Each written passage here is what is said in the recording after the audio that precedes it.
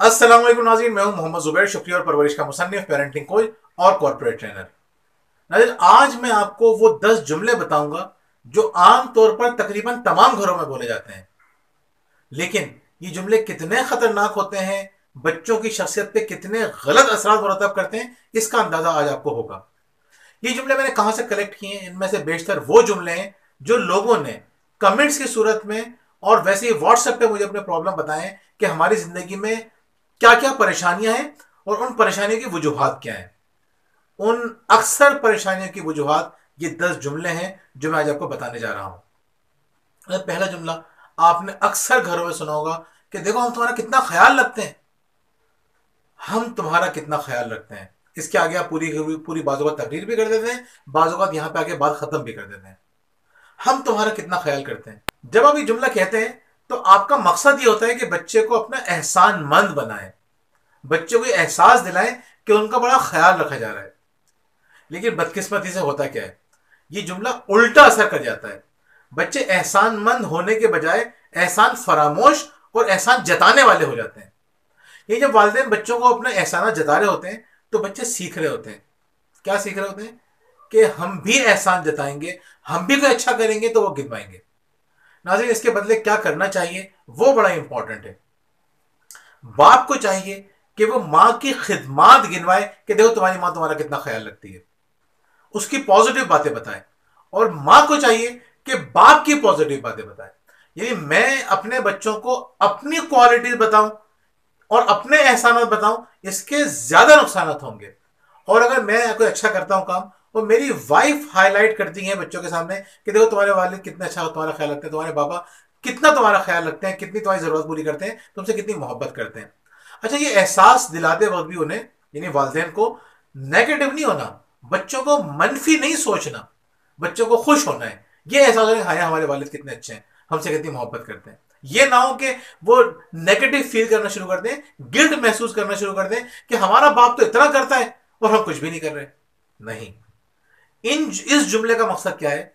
इस जुमले का मकसद ये है कि बच्चे के अंदर यह एहसास पैदा हो कि हमारा बाप एक अच्छा इंसान है, हमारी माँ एक अच्छी इंसान है, हमारे दादा दादी, नाना नानी, फुप्पियां, खाला, मामू, ये सारे रिश्तेदार, उनकी पॉजिटिव बातें जब आप बताएंगे तो बच्चे एहसानमंद बनेंगे। आप ये भी तो सोचिए ना कि अल्लाह ताला एहसान जताने वालों को नापसंद करता है।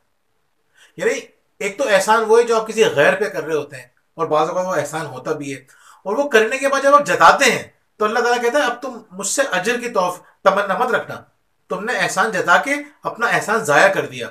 वो एहसान जो आपने किया किसी भी अंदाज से, माली तौर पे, जज्बाती तौर पे, किसी भी तरह एहसान कर दिया, बाद में जताने के बाद अल्लाह ताला कहता है तुमने उसके ऊपर पानी फेर दिया। लेकिन औलाद जो कि आपकी जिम्मेदारी है, जिसके काम करना आपके ऊपर फर्ज था, अब आप क्या कहते हैं? अब आप एहसान ना होने के बावजूद एहसान जता रहे हैं, तो वो अल्लाह ताला को कितना नापसंद होगा आप समझ सकते हैं। हाँ, औलाद के पॉइंट ऑफ व्यू से ये सोचना चाहिए कि हमारे माँ बाप ने अगर कुछ किया है तो हम खुद एहसान माने। यानी अल्लाह ताला ये हमें एहसास दिलाता है कि औलाद को चाहिए कि माँ बाप के एहसानमंद हो, लेकिन अल्लाह ताला ने कभी ये नहीं कहा कि औलाद को एहसास दिलाओ कि तुमने उन पर एहसान किया है। नाज़रीन, दूसरे जुमले जब आप सुनेंगे तो आपको हैरत होगी कि आम तौर पर यह बोला जाने वाला जुमला कितना खतरनाक हो सकता है। अक्सर वालिदैन बच्चों को समझाने के लिए कहते हैं कि जब हम तुम्हारी उम्र के थे, अब आगे वो अपनी बात बताते हैं, अपनी क्वालिटीज बताते हैं कि हम तुम्हारी उम्र के थे। यानी आप अपना मवाजना बच्चे से कर रहे होते हैं। बच्चा एक अलग माहौल में पैदा हुआ है, बच्चे की अलग तरह से तरबियत हो रही है, आपकी एक अलग तरह से तरबियत हुई थी। हो सकता है आपके माँ बाप ने आपके बारे में बहुत ज्यादा ख्याल रखा और हो सकता है कि आपकी तरबियत करने में बहुत सारे लोगों का हाथ हो सकता है कि आप वाकई में बहुत ज्यादा ज़हीन हो सकता है बहुत कुछ हो सकता है। जब आप मवाजना करते हैं किसी शख्स का तो आप उसकी इंसल्ट कर रहे होते हैं। आप जब अपने बच्चे की इंसल्ट करते हैं तो बच्चा खुश तो नहीं होता ना, और वो आपके बारे में अच्छे जज्बात भी नहीं रखता। फिर आहिस्ता आहिस्ता क्या होता है, ये आपको मैं बताता हूँ, बड़ी दिलचस्प बात। एक कॉल मेरे पास फैसलाबाद से आई, तो वो साहब बताने लगे कि मैं बचपन में बहुत ज़हीन था। उनकी उम्र 30 साल थी। कहते हैं मैं बचपन में बहुत ज़हीन था, पढ़ाई में बहुत आगे था, मेरी दूसरी तीसरी पोजीशन आया करती थी, लेकिन मेरे वालिद ने कभी भी मेरी हौसला अफजाई नहीं की। वो हमेशा ये कहते थे देखो उसको, देखो उसकी तो फर्स्ट पोजीशन आई है, वो देखो कितना अच्छा पढ़ता है। वो कहते हैं मैंने जिंदगी में जितनी दफा कोशिश की, जितना कुछ अचीव किया, मेरे वालिद के पास मुझसे बेहतर एग्जाम्पल हुआ करती थी। वो कहते हैं कि मैं अक्सर लोगों को देखता हूँ कि उनके बच्चे इतनी मेहनत नहीं कर रहे होते, लेकिन उनके वालिद कितनी सपोर्ट कर रहे होते हैं। मेरा एक दोस्त है, उसके कम नंबर आए तो उसके वालिद ने परेशान होने के बजाय सेलिब्रेट किया। यानी वो 70% के ऊपर सेलिब्रेट कर रहे थे, मेरे 80% से ज्यादा मार्क्स आए थे, मुझे गालियां पड़ रही थी। तो हमें तो कभी भी इस तरह से हमारे वालिद जो है वो दूसरे बच्चों से मवाजना किया करते थे। मैंने पूछा आपकी शादी क्यों नहीं? उन्होंने कहा मेरे वालिद मेरी शादी नहीं कर रहे। मेरा दोस्त था, उसको एक लड़की पसंद आई, वो जॉब भी नहीं कर रहा था, तो उसके वालिद ने उसकी एक अच्छी जगह पे शादी कर दी, उसकी पसंद की जगह पे। मैंने अपने वालिद को बताया तो मेरे वालिद ने कहा कि पहले किसी काबिल तो हो जाओ, इस काबिल भी हो तुम शादी करो। वो मुझे अपनी बातें बताता रहा। तकरीबन उसने मुझे 45 मिनट तक उसने मुझसे बातें की, और बाद में मैंने उससे एक बात कही। मैंने कहा कभी आपने अपनी बातों पे तवज्जो दी है? कभी आपने अपनी बातों पे गौर किया? उसका क्या मतलब? मैंने कहा आपने अगर 45 मिनट मुझसे बातें की है ना, तो 20 मिनट से ज्यादा आपने मुझे ये बताने की कोशिश की है कि मेरे वालिद मुझे कंपेयर करते हैं, और अगले 20 मिनट आपने अपने वालिद को दूसरे वालिद से कंपेयर किया है। आप अपने वालिद की जिस आदत की वजह से परेशान हैं, वो आदत आपके अंदर भी आ चुकी है। जो गलतियां आपके वालिद ने की है, जिसकी वजह से आप ये कहते हैं कि मेरा सारा कॉन्फिडेंस खत्म हो गया, मैं किसी से बात नहीं कर सकता, मैं किसी से कोई सवाल नहीं पूछ सकता। आप जो अपने बारे में बता रहे हैं ना, आप अगर आपकी शादी हो जाएगी, आप अपनी बीवी का भी बेड़ा गर्क कर देंगे, अपनी औलाद का भी बुरा असर करेंगे, क्योंकि आपकी सेकंड हैबिट बन गई है, आप खुद कंपेयर कर रहे हैं। ना तो जब आप अपने आप को अपने बच्चों से कंपेयर करते हैं या अपने बच्चों को किसी और से कंपेयर करते हैं, आपको अंदाजा नहीं है आपको कितना बड़ा नुकसान करते हैं। तो कभी भी बच्चों से ये मत कहें कि जब हम जो थे तो हम इतना क्या करते थे और हमारे जमाने में ऐसा होता था और हम इतना अच्छा करते थे। आप अपने बच्चे को अच्छा एनवायरनमेंट दीजिए, वो आपसे ज्यादा अच्छा करके दिखाएगा।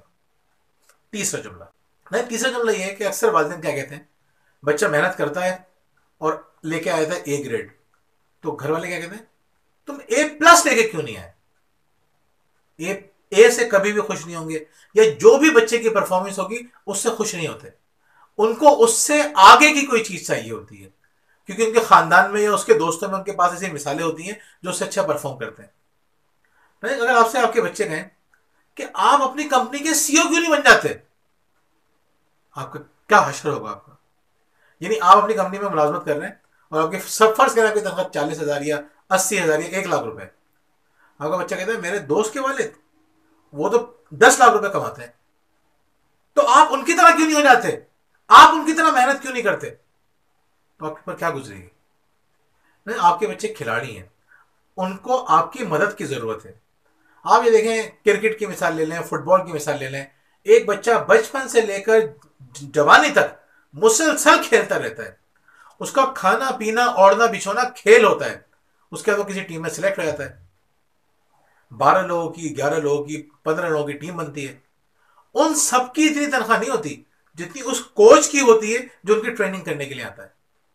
कोच बहुत इंपॉर्टेंट होता है नाज़रीन। आप अपने बच्चों के कोच हैं, बच्चों के रिजल्ट की जिम्मेदारी आप पर आती है, उन पर नहीं आती। अगर आपके बच्चे खराब परफॉर्म कर रहे हैं तो आप जिम्मेदार हैं। एक खातून ने मुझे व्हाट्सएप किया और उन्होंने अपनी बेटी के बारे में बताया कि सर आपकी एक वीडियो से मुझे बड़ा फायदा हुआ।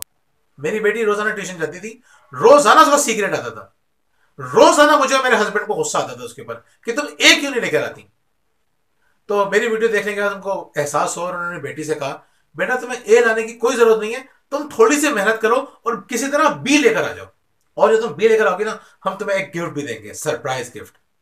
बच्ची बड़ी एक्साइटेड हुई, क्योंकि जब वो टेस्ट देकर आ रही थी उसको बड़ी डरी हुई थी कि आज मुझे फिर गालियां पड़ेंगी, फिर डांट पड़ेगी। लेकिन माँ ने डांटने के बजाय प्यार से डील किया और कहा बेटा हमें नहीं चाहिए, हमें ए नहीं चाहिए, तुम बी लेकर आओ, खुशी से लेकर आओ, मेहनत से लेकर आओ। वो कहती है अगले दिन मुझे हैरत हुई कि वो बी ग्रेड लेकर आ गई। वो कह रही इस बात को भी 1 हफ्ता गुजरा है और वो बड़ी एक्साइटेड थी कि आज उसका ए ग्रेड आ चुका है। वो कहती है मुझे उम्मीद है कि हम तो ए तक का सोच रहे थे, अपनी बेटी की परफॉर्मेंस देख के हमें अंदाजा हो गया है और उसकी खुशी और लगन देख के हमें अंदाजा हो चुका है कि वो बहुत जल्दी A1 तक पहुंच जाएगी। नाज़रीन, आपकी हौसला अफजाई, आपकी समझदारी उनके रिजल्ट्स को बेहतर कर सकती है। इस वीडियो का लिंक आप देखिएगा डिस्क्रिप्शन के अंदर। नाज़रीन, चौथा पॉइंट ये है कि अक्सर वालिदैन जो थोड़े सख्त वालिदैन होते हैं वो कहते हैं भाई हमारा घर है, इसमें हमारे रूल चलेंगे। नाज़रीन, ये बात बहुत जरूरी है کہ گھروں میں رولز ہونے چاہیے. خوشحال گھروں میں رولز ہوتے ہیں, قوانین ہوتے ہیں. بدحال گھروں میں کوئی قوانین نہیں ہوتے. قوانین ہونا بہت ضروری ہے. اس موضوع پہ ہم پہلے بھی ایک ویڈیو بنا چکے ہیں, فیوچر میں بھی اس میں بات کرتے رہیں گے, لیکن ابھی میں آپ کو یہ بتانا چاہ رہا ہوں, میں رولز نہیں بتا رہا آپ کو, ابھی میں آپ کو یہ بتا رہا ہوں یہ جملہ جو آپ کہتے ہیں نا کہ اس گھر, یہ ہمارا گھر ہے, ہمارے رولز چلیں گے. بچے کتنے ڈس ہارٹ ہوتے ہیں آپ کو اندازہ نہیں ہے. بچوں کے دل سے سینس آف آنرشپ ختم ہو جاتی ہے. وہ ساری زندگی کو لگتا ہے ہمارا کچھ ہے ہی نہیں. لڑکیوں کو دیکھیے آپ, اکثر لڑکیاں یہ باتیں کہتی کہ ہمارا تو کوئی گھر ہی نہیں ہوتا.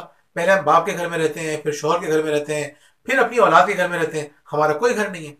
لیکن جن لڑکیوں کو یہ سینس آف آنرشپ دی جاتی ہے کہ یہ تمہارا ہی تو ہے, وہ کہتی ہیں ہمارے تو 3 گھر ہیں. یعنی پہلے ہمارا یہ گھر تھا, اب ماں باپ کا بھی گھر ہمارا ہے, شوہر کا بھی گھر ہمارا ہے. پھر جب بچے بڑے ہو جاتے ہیں وہ اپنے گھر لے لیتے ہیں, پھر ان کے اندر سینس آف آنرشپ ہوتی ہے کہ دیکھیں اب تو 3 گھر ہمارے ہیں, ہم چاہے یہاں رہیں, چاہے وہاں رہیں, چاہے کہیں رہیں, سب ہمارے ہیں. سینس آف آنرشپ نکال دیتے ہیں یہ بات کہہ کے کہ یہ ہمارا گھر ہے, ہاں ہمارے رولز چلیں گے.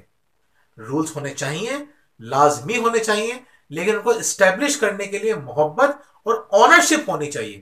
بچے یہ نہ سوچیں یہ ہمارے ماں باپ کے رولز ہیں, انہیں یہ سوچنا چاہیے کہ یہ ہمارے بھی رولز ہیں. لیکن 5واں پوائنٹ, اکثر والدین بچوں سے کہتے ہیں کہ بیٹا تم نے ہمیں پریشان کر دیا. یہ بہت عام سا جملہ ہے, لیکن اس میں ہوتا کیا ہے, یہ جملہ کہہ کے آپ بچے سے کہہ رہے ہوتے ہیں کہ میری لائف کا کنٹرول میرے ہاتھ میں نہیں ہے, تمہارے ہاتھ میں ہے. تم مجھ سے زیادہ طاقتور ہو, تم چاہو تو مجھے خوش کر سکتے ہو, تم چاہو تو مجھے پریشان کر سکتے ہو. اور جس شخص کی لائف کا کنٹرول اس کے ہاتھ میں نہیں ہوتا, دوسروں کے ہاتھ میں ہوتا ہے, اس کا خطرناک نقصان یہ ہوتا ہے کہ وہ ساری زندگی بلیم گیم کرتے رہتے ہیں. وہ کبھی قصوروار نہیں ہوتے, قصوروار ہمیشہ کوئی دوسرا ہوتا ہے. اور اس کا نقصان کیا ہوتا ہے, اس کا نقصان یہ ہوتا ہے کہ بچے بھی یہ چیز سیکھ لیتے ہیں. جیسے ہی بچے بڑے ہوتے ہیں بچے کہتے ہیں آپ نے ہماری زندگی پریشان کر دی ہے, ہم آپ کی وجہ سے پریشان ہیں. کیونکہ بچے نے بھی تو یہ چیز سیکھی ہے نا کہ پریشانی کی ذمہ دار وہ خود نہیں ہے, پریشانی کا ذمہ دار کوئی اور ہے. تو ناظرین آپ نے تو بڑے مزے سے کہہ دیا. اچھا کبھی کبھی جملہ بول دینا اتنا خطرناک نہیں ہے, آپ اپنی زندگی کو اتنا سیریس مت لے لیجئے گا. بعض اوقات آپ کبھی کبھی ایک بات جملہ بول دیتے ہیں اور آپ لائٹ موڈ میں بھی بول دیتے ہیں, اس کا بھی اتنا نیگیٹو اثر نہیں پڑتا. لیکن جب آپ بہت پریشان ہو کے, بہت فکر کے ساتھ, بہت غصے کے ساتھ, بہت ڈرا کے یہ جملہ بولتے ہیں, جب اس کا اثر بہت زیادہ ہوتا ہے. عام طور پہ خواتین روٹین میں جملے بول رہی ہوتی ہیں, اٹس اوکے, کبھی کبھی بولتے ہیں, کوئی سی ٹینشن کی بات نہیں ہے, لیکن روٹین نہ بنائیں. جب بول دیں اگلی دفعہ سوچیں یا اللہ مجھ سے غلطی ہو گئی ہے, اب میں یہ جملہ نہیں بولوں گی. 6واں جملہ, اکثر والدین یہ بات کہتے ہیں کہ یہ حرکت دوبارہ نہیں ہونی چاہیے, یہ غلطی دوبارہ نہیں ہونی چاہیے. ناظرین بچوں سے غلطیاں ہوتی ہیں, بچے غلط حرکتیں بھی کرتے ہیں. یہ جملہ کہنا کہ یہ حرکت دوبارہ نہیں ہونا چاہیے, یہ بڑے خطرناک اثرات مرتب کرتی ہے. ہم انسان ہیں, ہم 10 دفعہ کوشش کرتے ہیں کہ ہم یہ غلط کام نہیں کریں گے, غصہ نہیں کریں گے, بچوں کو ماریں گے نہیں, کسی سے بدتمیزی نہیں کریں گے, بحث نہیں کریں گے, جلدی اٹھیں گے, کاموں کو وقت پہ کریں گے. 10 کمٹمنٹ اپنے آپ سے کرتے ہیں اور ساری کمٹمنٹ ہماری فیل ہو جاتی ہیں. آپ کو دوبارہ کرنی پڑتی ہے, کمٹمنٹ دوبارہ کرنی پڑتی ہے. بہت ساری تبدیلیاں آپ پچھلے 10 سال سے اپنے اندر پیدا کرنے کی کوشش کر رہے ہوں گے, نہیں کر سکے. تو بچے سے کیوں ایکسپیکٹ کر رہے ہیں کہ ایک دفعہ کہنے سے وہ دوبارہ نہیں کرے گا؟ بچہ دوبارہ وہ کام کرے گا, اس بات کے امکانات بہت زیادہ موجود ہیں. لیکن نقصان کیا ہوگا, وہ آپ کو بتائے گا نہیں, آپ سے چھپائے گا, جھوٹ بولے گا. 2 خامیاں پیدا ہو جائیں گی اس کے اندر, پہلے تو جھوٹ بولنے کی اور دوسری ڈرنے کی. دونوں آپس میں انٹرلنکڈ ہیں. ڈرے گا تو جھوٹ بولے گا, جھوٹ بولتا ہی ڈرا ہوا شخص ہے. تو ناظرین جب آپ یہ بات بول رہے ہوتے ہیں کہ آئندہ یہ حرکت نہیں ہونی چاہیے, بظاہر تو سادہ سا جملہ ہے اور بظاہر تو اس کی اچھی تربیت کر رہے ہیں آپ. اچھی تربیت نہیں کر رہے, آپ خراب تربیت کر رہے ہیں. ناظرین 7واں جملہ بڑا دلچسپ ہے. اکثر امائیں یہ باتیں کہہ رہی ہوتی ہیں میں کتنی موٹی ہو رہی ہوں, یا اکثر باپ کہہ رہے ہوتے ہیں یار میں کتنا موٹا ہوتا جا رہا ہوں. آپ کو اندازہ نہیں ہے کہ آپ اپنے بچوں کے ہیرو ہیں, آپ اپنے بچوں کے رول ماڈل ہیں. آپ چاہے اگر موٹی ہو گئی ہیں تو اپنے بچوں کے لیے تو آپ پری ہی ہیں, آپ کو پریوں کی طرح ہی لیتے ہیں. یہ جملے جب آپ بول رہے ہوتے ہیں تو آپ اپنی ویلیو بچوں کی نظروں میں خود ہی کم کر رہے ہوتے ہیں, آپ خود اپنے آپ کو ڈی گریڈ کر رہے ہوتے ہیں. اس کا نقصان کیا ہوتا ہے, بچے بھی جملہ سیکھ لیتے ہیں. ہمارا بیٹا چھوٹا علی 4 سال کا ہے, وہ ایک دفعہ آگے کہنے لگا کہ ماما مجھے بہت چکر آ رہے ہیں. تو ہمیں بہت ہنسی آئی. ہم نے پوچھا ایسا چکر کہاں آتے ہیں؟ کہہ رہا میرے پیروں میں چکر آ رہے ہیں. इसी तरह मैं जो ट्यूशन पढ़ाने जाया करता था, ये 15-16 साल पुरानी बात है। तो वहाँ एक बच्ची, पड़ोस की एक बच्ची थी, वो आया करती थी, हफ्सा नाम था उसका। तो एक दिन वो स्कूल नहीं गई। तो मैंने उससे पूछा आज तुम स्कूल क्यों नहीं गई? तो क्या जवाब दिया, कहने लगी सर आज मेरा बीपी लो था। अब नर्सरी क्लास की बच्ची ये आपसे कह रही है कि मेरा बीपी लो था इसलिए मैं स्कूल नहीं गई। ये जुमला कहाँ से सीखा है उसने? डेफिनेटली अपनी माँ से सीखा है। तो बच्चे ये जुमले अपने माँ बाप से सीखते हैं। अपने बारे में नेगेटिव जुमला मत बोला करें कभी भी कि हम ऐसे हो रहे हैं। सेल्फ पिटी कहीं नहीं होना चाहिए आपके जुमलों के अंदर, खुद तरसी नहीं होना चाहिए आपके जुमलों में। आपके जुमलों में खुशी होनी चाहिए, तमानियत, सुकून का एहसास होना चाहिए। बच्चे सोचें कि हमारे वालिदैन बड़े जबरदस्त हैं। आठवां जुमला यह कि हम अक्सर कह रहे होते हैं कि मेरी समझ में नहीं आ रहा कि ये सारे बिल्स किस तरह से जमा होंगे। नाज़रीन, ये जुमला बच्चे से कहने का फायदा क्या है? बच्चे को बिल जमा करवाने, या आप कहते हैं पता नहीं किस तरह फीस जमा होगी। फीस बच्चे को जमा करानी है, ये उसकी जिम्मेदारी है। बच्चे को आपकी फाइनेंशियल प्रॉब्लम्स का अंदाजा नहीं होना चाहिए अगर वो उसको रिजॉल्व नहीं कर सकते, अगर वो उसको हल नहीं कर सकते। फजूल का बर्डन लेके बच्चा घूमेगा कि हमारे अब्बा के पास पैसे नहीं है, कैसे जमा कराएंगे, ये उसका काम है सोचना। अपनी माली परेशानियों को अपनी जात तक रखिए, और ये बात याद रखिए, बच्चों को बताने का फायदा कम, नुकसान बहुत ज्यादा है। आपको क्या करना चाहिए? आपको यह सोचना चाहिए कि आप अपनी इनकम कैसे बढ़ाएंगे। आप अगर कहीं फजूल खर्ची कर रहे हैं उसको कैसे कम करेंगे, ये आपका काम है ना सोचना। ये बोलना आपका काम नहीं है कि ये बिल किस तरह जमा होंगे, खास तौर पे उन लोगों के सामने जिनको इससे कोई लेना देना नहीं है, जो इस मामले में आपकी मदद नहीं कर सकते। नहीं, नवा जुमला, हम अक्सर बच्चों की हौसला अफजाई के लिए हम ये बात देख रहे होते हैं, जिस तरह से आजकल मोटिवेशनल स्पीकर्स बहुत सारे आ चुके हैं। तो ये गलत जुमला हमारी जिंदगी में आने लगा है कि तुम जो चाहो कर सकते हो। आप जो चाहें वो नहीं कर सकते। कहते हैं कि डोनाल्ड क्लिफ्टन एक बहुत बड़ा माहिर नफ्सियात था, गैलप इंटरनेशनल का चेयरमैन था। उसने किताब लिखी है स्ट्रेंथ साइकोलॉजी के ऊपर। तो वो ये कहता है, स्ट्रेंथ फाइंडर, वो ये कहता है कि 34 काम है जो एक इंसान कर सकता है। तमाम इंसान जो है वो 34 काम कर सकते हैं। हर इंसान 3 से 5 काम कर सकता है, उससे ज्यादा काम नहीं कर सकता। हम करियर काउंसलिंग क्यों करते हैं? इसीलिए करते हैं ना कि आप ये जान सके कि आप क्या काम करने के लिए पैदा हुए हैं। अगर आप कुछ भी काम कर सकते हैं तो फिर करियर काउंसलिंग की जरूरत ही क्यों है? तो नाज़रीन, अपने बच्चों को झूठे ख्वाब मत बताइए, दिखाइए।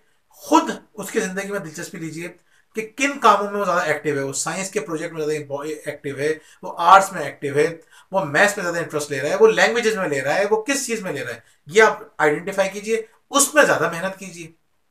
बाज़ औक़ात ये भी होता है कि उसको अपने सब्जेक्ट का अच्छा टीचर नहीं मिल रहा होता। जैसे अगर किसी को अच्छा इंग्लिश का टीचर नहीं मिला तो उसको इंग्लिश का सब्जेक्ट बुरा लगने लग जाता है। तो आप ये देखिए कि वो अगर किसी चीज को खराब समझ रहा है तो वाकई में उसमें कमजोर है, या उसको टीचर अच्छा नहीं मिला। हमने दर्जनों मिसालें हमारे सामने, क्लास 1 से लेकर 8-9 तक बच्चा हमेशा कमजोर रहा, लेकिन 9th के अंदर आकर उसको एक टीचर ऐसा मिला जिसने सब्जेक्ट में उसकी ऐसी मोहब्बत भर दी। तो बच्चे को सब्जेक्ट से नफरत नहीं दी, बच्चे को सब्जेक्ट किसी ने समझाया ही नहीं था तमीज से। तो ये देखिए कि बच्चे को किस काम में जाना चाहिए, उसमें मदद कीजिए। ये मत कहिए कि तुम जो चाहो कर सकते हो। मैंने 10वां जुमला बड़ा मजेदार है। अक्सर वालिदैन ये कह रहे होते हैं, माएँ कह रही होती हैं या वालिद कह होते हैं, इंग्लिश से तो मुझे नफरत थी इसीलिए मैंने जिंदगी में कभी इंग्लिश नहीं पढ़ी। नाज़रीन, बच्चा जो है ये जुमले सुन के एक्सक्यूजेस देने का आदी रहता है कि हमारे माँ बाप को भी इंग्लिश पसंद नहीं थी, इंग्लिश तो कभी हमारे बाप ने नहीं पढ़ी, इंग्लिश तो कभी हमारी माँ ने नहीं पढ़ी, या मैथ्स तो कभी हमारे अब्बा के समझ में नहीं आया, या हमारी अम्मा के समझ में नहीं आया। ये मत करें। अगर आप किसी चीज में कमजोर हैं तो ये कमजोरी आपकी औलाद में नहीं आनी चाहिए। आपकी कमजोरी आपकी औलाद की कमजोरी नहीं होनी चाहिए, उसकी स्ट्रेंथ बनाइए आप। ये जो सब्जेक्ट्स हैं ना, सारे साइंस के जो बेसिक सब्जेक्ट्स हैं, मैट्रिक तक पढ़ते हैं, वो इतने अच्छे सब्जेक्ट्स हैं कि इसमें आप बच्चे का इंटरेस्ट अगर पैदा कर लें तो वो समझ लेगा। इतने मुश्किल सब्जेक्ट नहीं है। नाज़रीन, ये 10 जुमले इंतहाई इंपॉर्टेंट हैं। इन 10 जुमलों का ख्याल रखिए। आप खुद देखेंगे आपकी औलाद से कनेक्टिविटी कितनी मजबूत हो जाएगी, वो आपके कितने करीब हो जाएगा। और बच्चों से अगर आपका ताल्लुक एक दफा मजबूत हो गया, यकीन करें आप जो चाहेंगे उनसे मनवा लेंगे, जो चाहेंगे उनसे काम करवा लेंगे उनकी सलाहियतों के मुताबिक। मैं ये नहीं कह रहा कि वो कुछ भी कर सकते हैं, मैं ये बता रहा हूँ कि आप उनसे वो सारे काम करवा सकते हैं जो जो करने की उनके अंदर सलाहियत और अहलियत मौजूद है। बहुत बहुत शुक्रिया।